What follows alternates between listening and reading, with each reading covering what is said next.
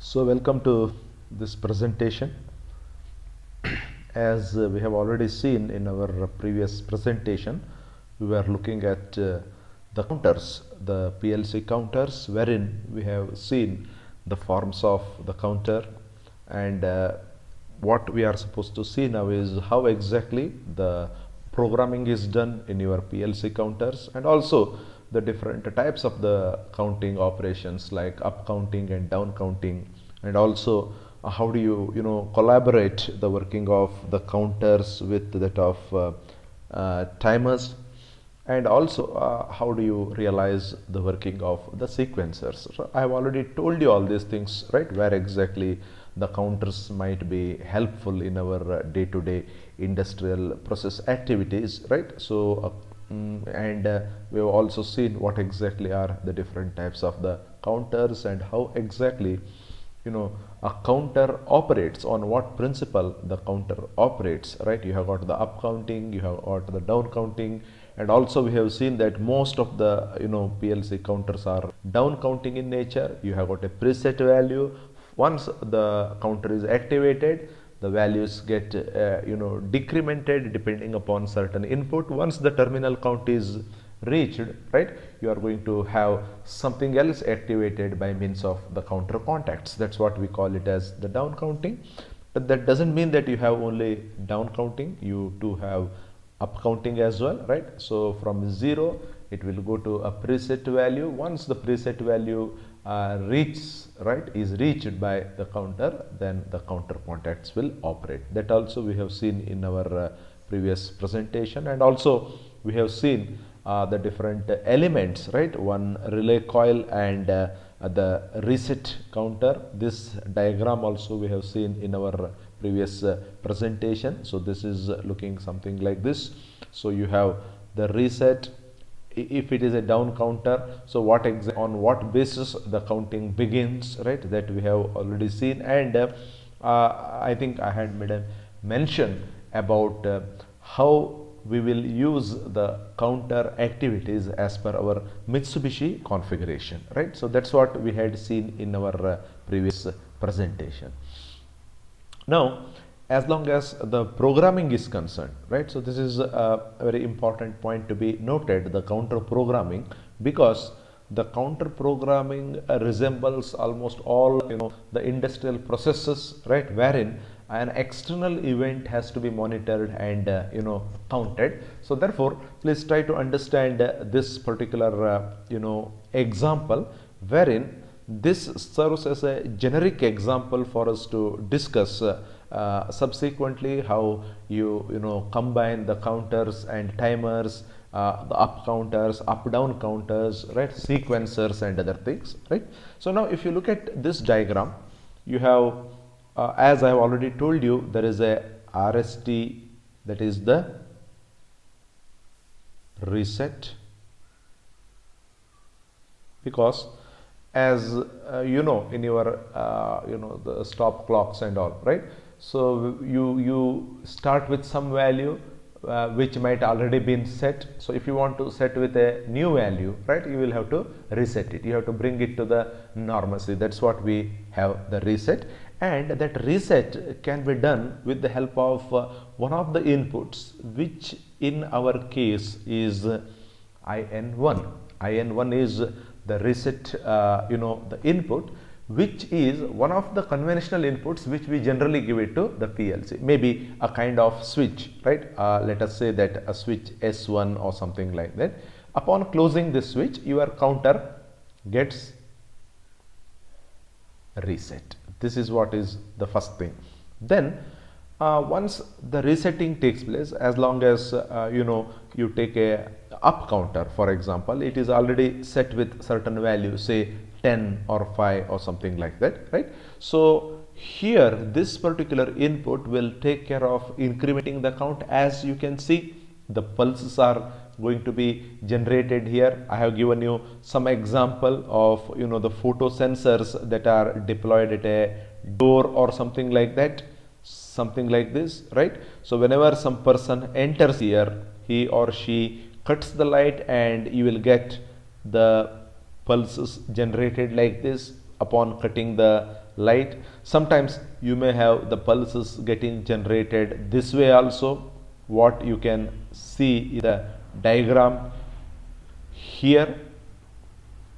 So these pulses are going to indicate an external event that is taking place, entrance of vehicles inside a parking lot, or some items being carried by your conveyor belts for packaging and all. Let us look into some of those examples later, right? So any external event that happens, that will, you know, disturb the normalcy in the signal. So this is the normal signal. If at all something happens externally, so you may have some kind of disturbance which is in the form of the pulse or something like that. They need not be periodic, because you cannot expect the external events to happen in a regular interval of time. They may happen quite randomly also. So accordingly, you may have one pulse generated here, another pulse generated here, immediately after that there may be one more pulse generated, something like this, right? So these are the things which are as indicated by your input IN2, and once the terminal count is reached, depending upon what exactly is set here, so that terminal count will make your output high. So say if there are 10 vehicles entered a parking lot, when all the space is full, now you may have to close the door. So that's what is your output here, and this output is as per the operation of the counter contacts, right? So now you can compare this with your timer. Maybe a similar kind of operation happens even in your timer also, but the way in which the events are identified, they are different. The timer acts totally depending upon the internal operation, whereas your counter operates depending upon some external events which are taking place. So this is the difference, and accordingly you can see here you have the diagram or the ladder representation for the example which we have taken here, right? So now your IN1 will go to the pin or the contact R, which represents reset,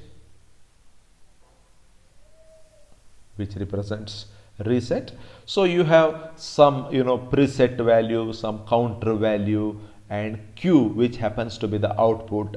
This CTU stands for the up counter, the count value, all these things, right? So these are the different specifications as per your IEC 1131.3, if I remember correctly. Yeah, it should be 1131.3. So those specifications are provided in your counters here, right? So now once you look at this, after having reset the counter, so this IN2, which is the 10 of pulses here, will make your counter values incremented 1, 2, 3, 4 like this, till you reach the preset value. Let us say that the preset value is 5. Once the count value becomes equal to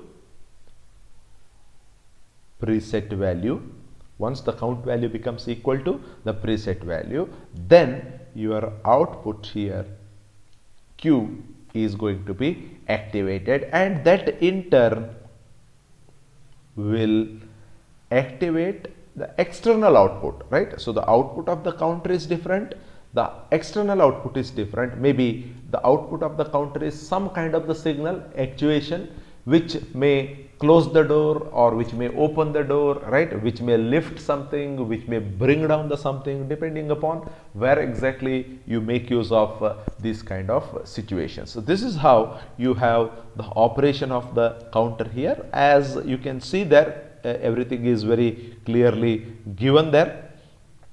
When there is a pulse input to IN1, the counter is reset. When there is an input to IN2, the counter starts counting. Say if the counter is set for 10 pulses, when the 10 pulses of the inputs have received at IN2, the counter contacts will close and there will be output from output 1.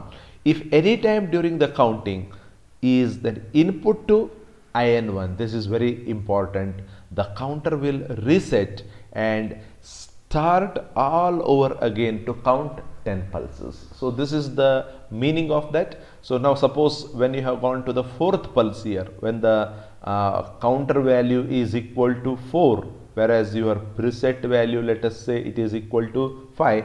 Suppose if you receive one input here, one more input somewhere here, then whatever it has reached to 4, it will become null and void, and again depending upon the pulses subsequently come here beyond IN1, so those are going to be counted. Once the terminal count is reached, the output is going to be activated. So this is one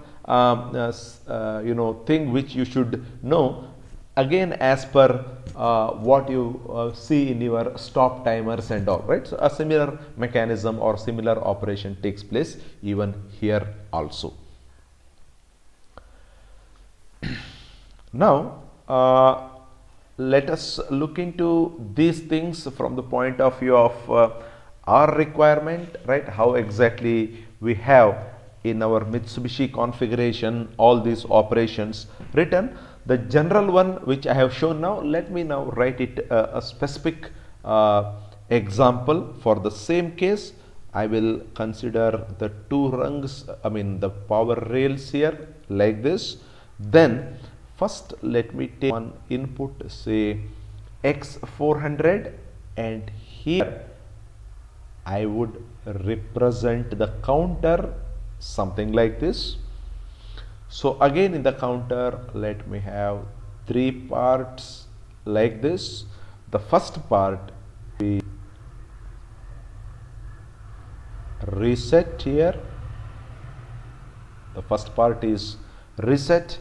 Then I represent the counter with the name, say C460. C stands for counter 460. Maybe it is the next version of 450 what we have used in our timers. It is the nomenclature as per your Mitsubishi. Then you have the third part, as you know, is out here, and now this whole thing will get connected to the other power rail.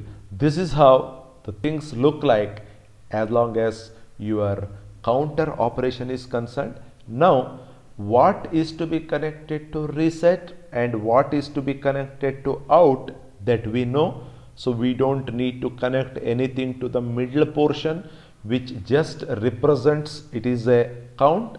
And very importantly, here I will have to have one K also, which represents for how much value your counter has been set. So this is another important point to be noted. So now let me take X400 as the first input, which is to reset your counter as we have seen it in our previous case, that is your IN1.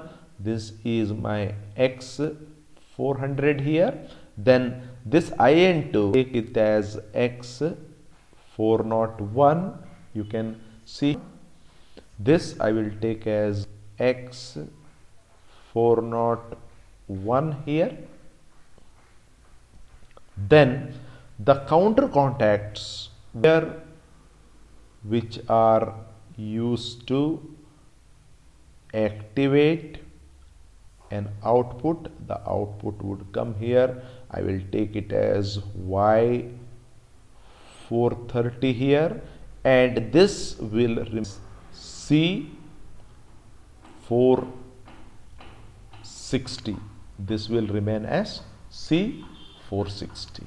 So this gives me a complete diagram of the previous example, which is written as per the ladder diagram representation in Mitsubishi. So reset, the counter specification as well as the count value, and out. These are the three segments what you can represent in a counter.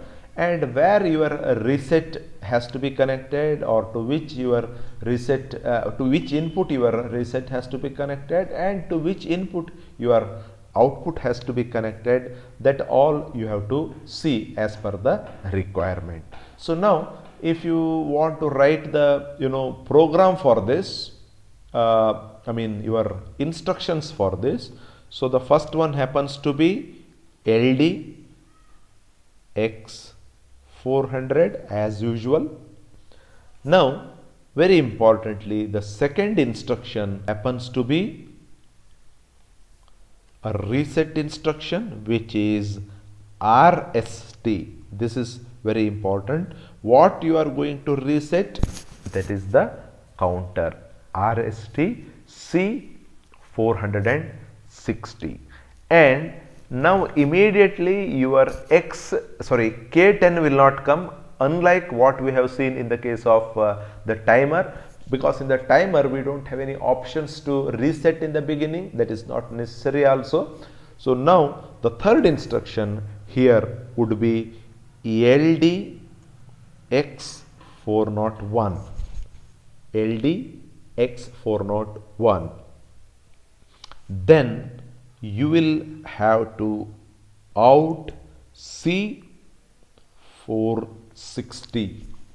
You will have to make the instruction out C460, because you are using the counter now. So now in the beginning we had one pulse, which is to reset your C460. Now the external inputs start coming. Could it be from a photo sensor, could it be from any other kind of sensor, which makes some changes in the input, that it is identified by your system. So now after having written out C460, the next one is K10. This is very important. So how long you will be outputting the counter values till it reaches the terminal count, that has to be specified here. It is K10. So once it is K10, the next instructions LD C460, then you have out Y430. So these are the instructions that you are supposed to write as per the Mitsubishi configuration for this kind of problem, or the problem which I have shown in the present slide, right? So you have an input signal which is to reset your counter, then your IN2, which is represented by X401, is giving you the external pulses. Depending upon, there may be n number of external pulses, let us not worry about that, but what is important for us is to identify 10 such external pulses as set in our counter. After the 10th pulse is recognized, your counter should now activate to actuate or activate the output, that is Y430. So this is how the things go as long as this particular example is concerned. Please all of you note down these things, and we will look into one important problem once we come across this. Or you can even have something here, you can have some end rung or something like that. Generally these end rungs are not specified in these problems, because we are seeing only a part of it here, so that's why we generally do not consider the end rung. So this is how a typical representation of a counter in our Mitsubishi configuration is considered. Now let us look into one more important example, wherein we will have the task of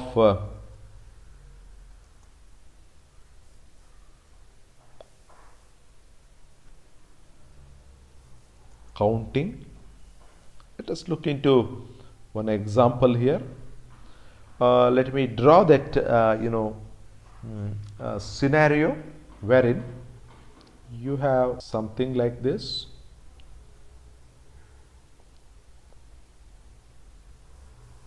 You can draw these things. There are two boxes deployed here. One box is here. Let me call this as box 1, and there is one more box, that is box B2 here. So there's something coming here. These items are coming here, something like this.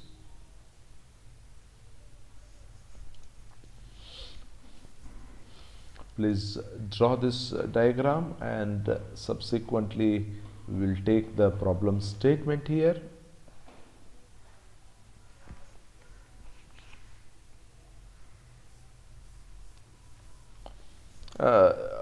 Devise a ladder diagram. Devise a ladder diagram to control a machine. Devise a ladder diagram to control machine which is required to direct 6 tins. Please try to understand this. 6 tins along one path for 6 tins along one path for packaging,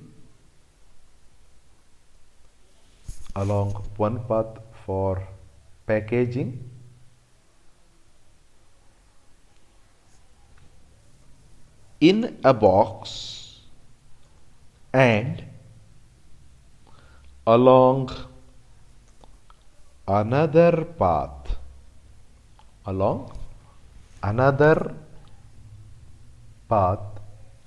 for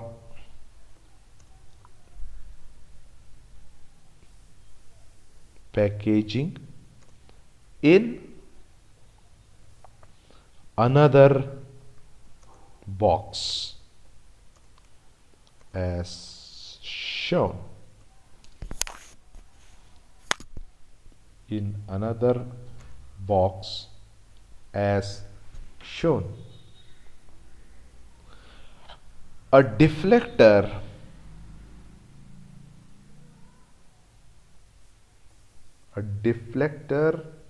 plate might be controlled by or is controlled by. A deflector plate is controlled by a photocell sensor. Deflector plate is controlled by a photocell sensor which gives an output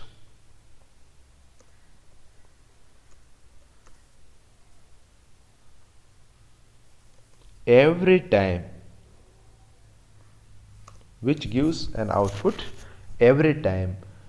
a tin passes through it. Every time a tin passes through it. The number of pulses from the sensor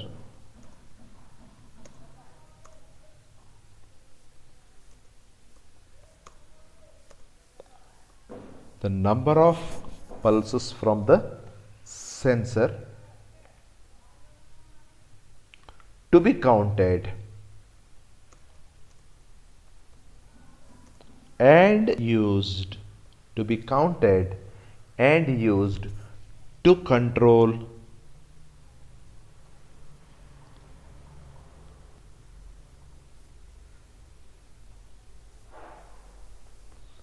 the deflector.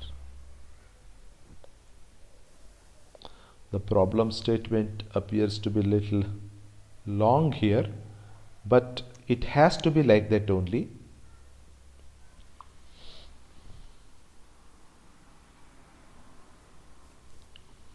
devise a ladder diagram to control a machine which is required to direct 6 tins along one path for packaging and along another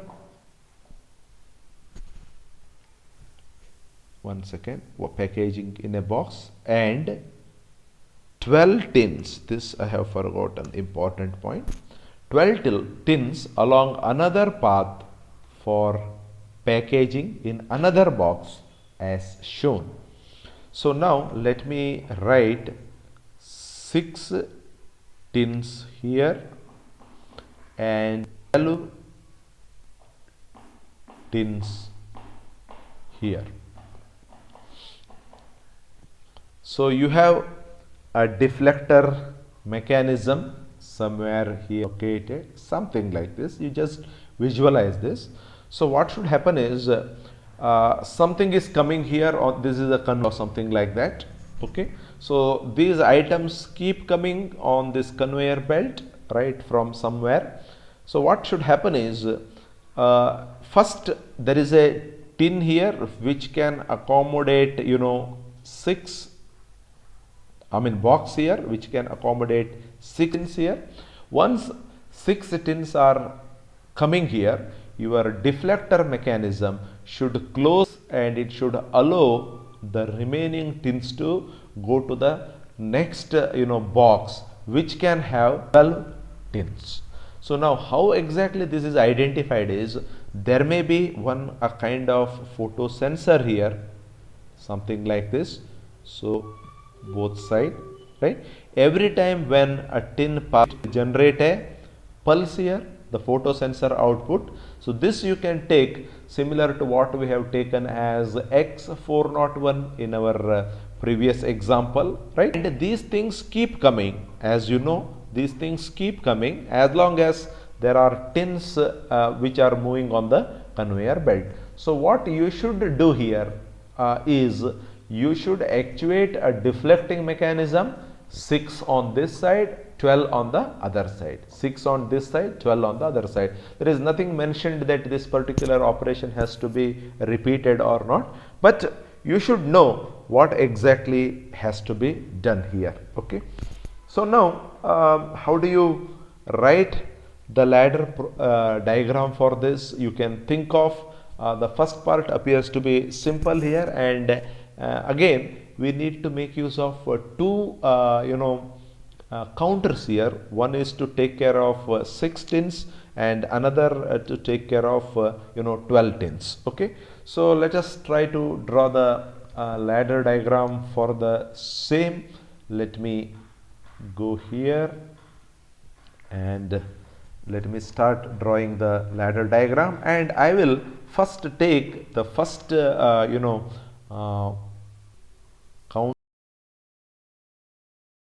I will put it here, 1, 2, 3. So this is a reset.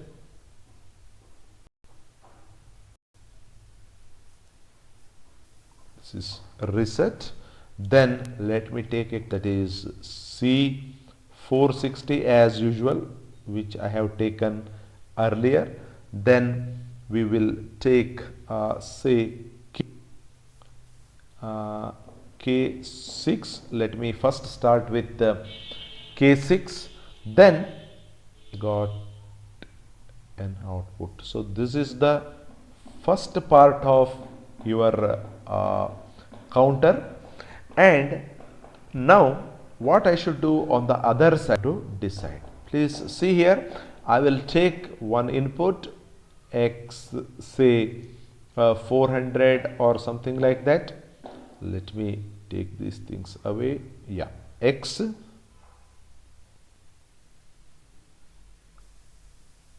I will take here this as X 400 here.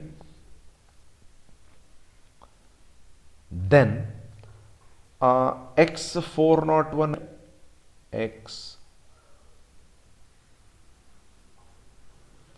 401. Let us try to see how the things can be here in this example, x400 and x401. Then you must have one output here, so that is as per E.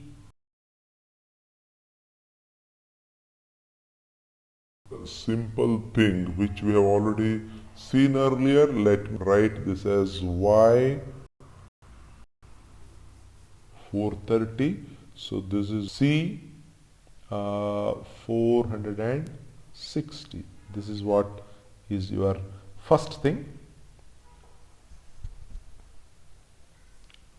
Then I will come to second part of it. As you can see, I have to, this is to take care of 6 tins which are to be put in one box.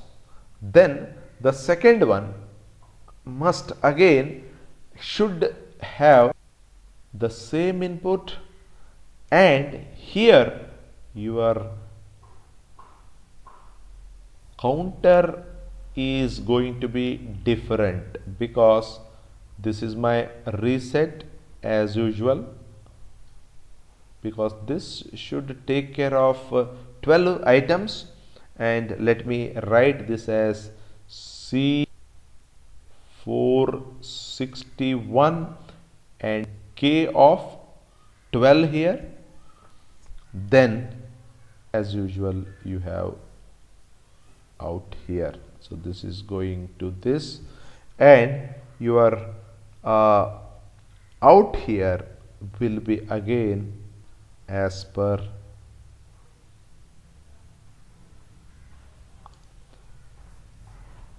X 401, and here your input is X 400. But please see here whether, one second, X 400, let me draw it properly. Okay, please see here whether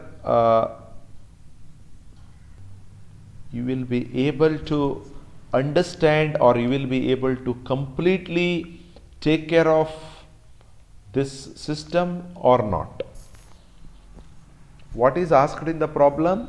Whether we have written the proper diagram here or not, that we have to see, right? So X400, this is fine. If at all you want to have the system to be continuously operating, that means the 6 items or the tins are to be put into one box, then the remaining 12 are to be put into another box for one operation. Your things become simple. But if at all you want to have the repeated operation, then from one operation you will have to reset the other counter and vice versa. This should keep happening, right? So therefore, if that is the case, here your first counter, that is which takes care of the 6 items, as you can see, this one, the 6 items, right? So that has to be even reset by your second counter. So that necessitates the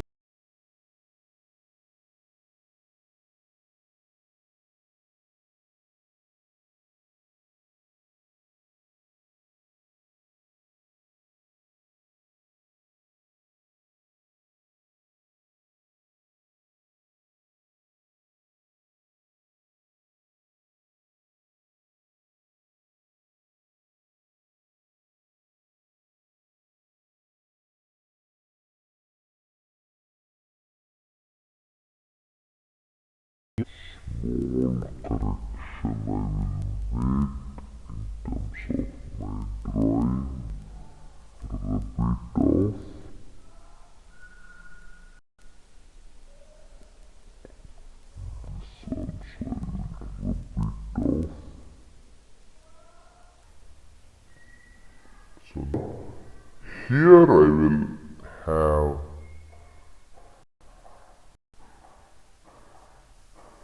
a similar contact which is C461.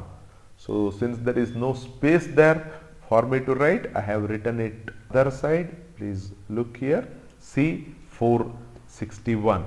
So now this input here, this portion,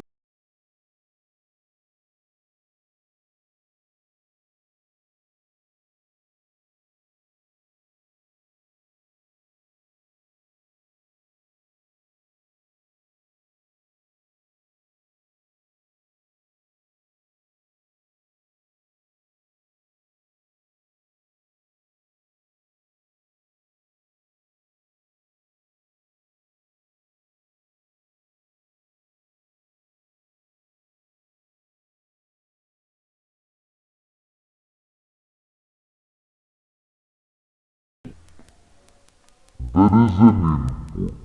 Let us say that one second.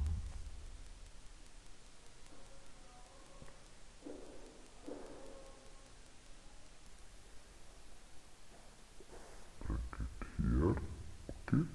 So let us say that one pulse input here, something like this. This is my X400. This is my X400. So when X400 is present, you know, both the counters are reset, as you can see from the diagram. X400 is present, both the counters are reset. Then let us say that your X400 is something which makes your conveyor to start moving or something like that, right? So now X401 is input. This is something like this, 1, 2, 3, 4, 5, 6, something like this. This is my X401, right? So this X401 is the input which counts your tins, that is 6 in numbers, right?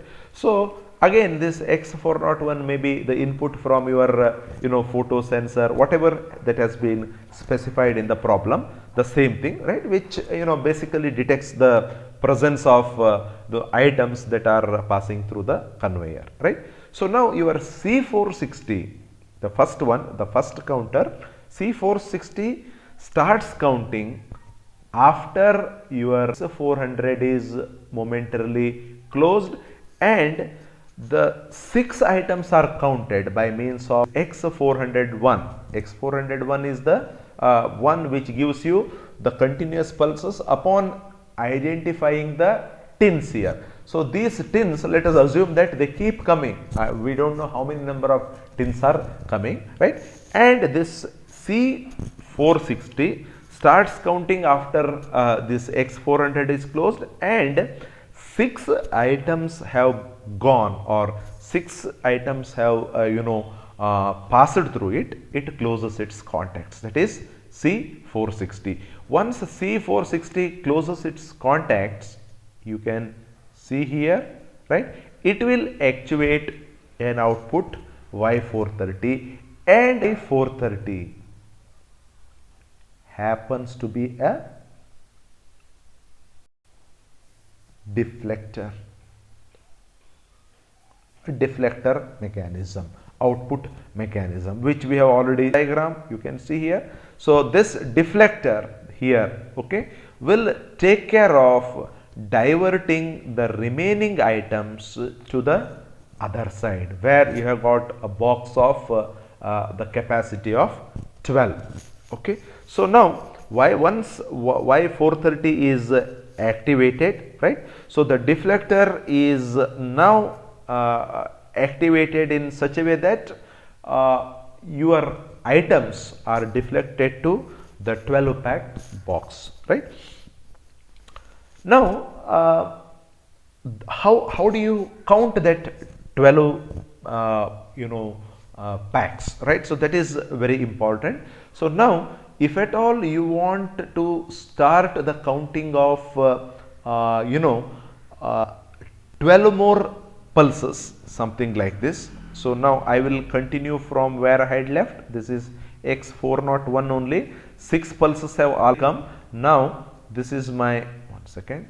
So this is my 7th pulse. This is my 8th pulse. Like this, I will have up to 18th pulses. Right? 18th pulse means 7 onwards, 18 means 12 more.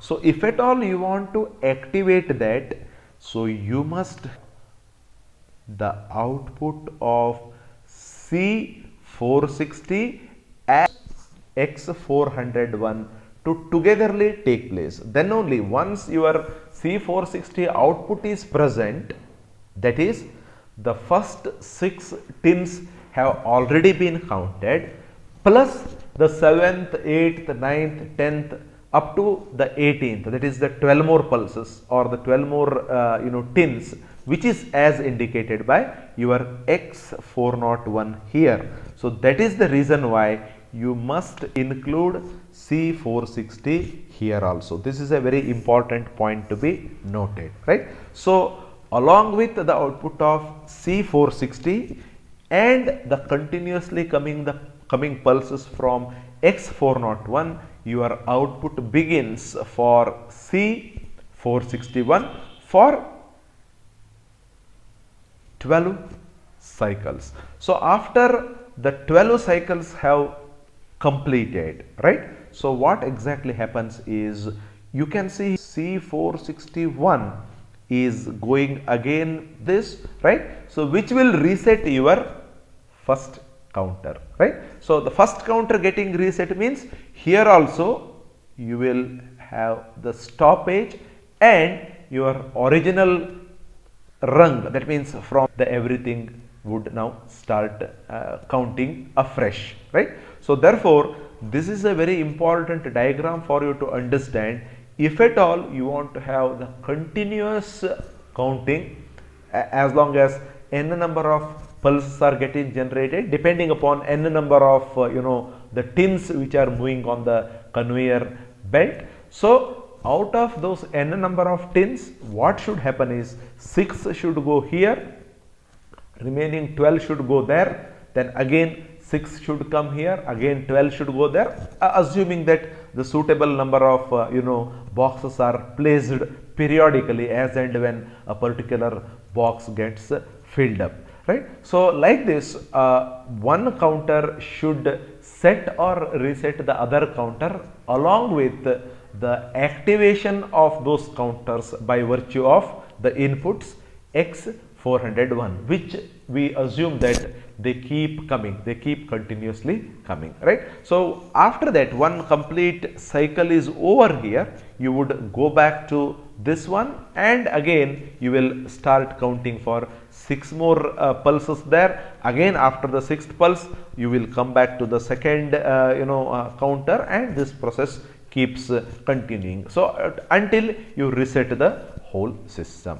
This is how you will have to draw the ladder diagram for this case, right? And probably you should be able to draw a neat diagram also, and probably in our next presentation we should be able to draw, or you should be able to write the instructions for the same. And after that we will see some more important examples based on this, wherein we need to make use of the timer as well as the counter, right? And some sequencing operation and all. Few examples or some case studies we will take soon after we write the the instructions to this particular program, okay, or the ladder diagram.